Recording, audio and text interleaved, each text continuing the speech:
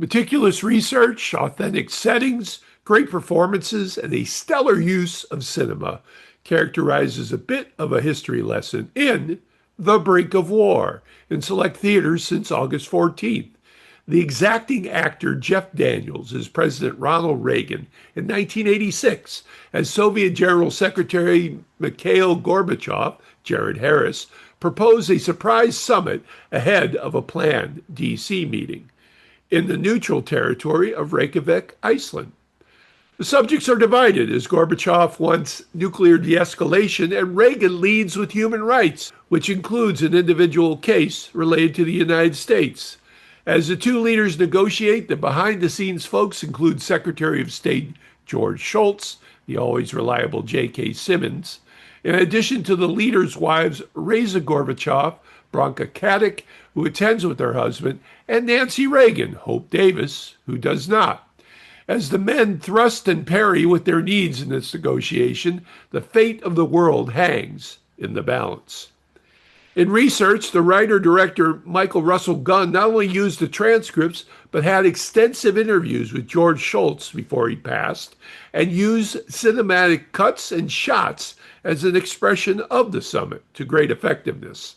The addition of the wives was a subtle nod to the real world, and Hope Davis captures the influence and insistent determination of Nancy Reagan to perfection.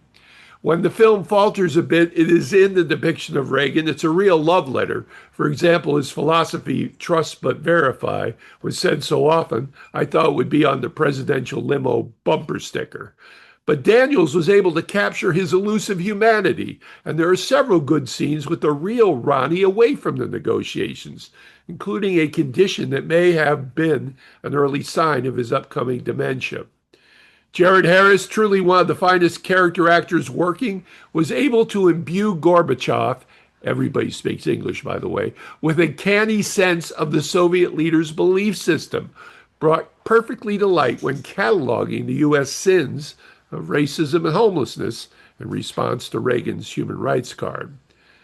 This is a small but compelling moment in history, brought together with care and respect to the participants that radiated outward to affect many things going forward.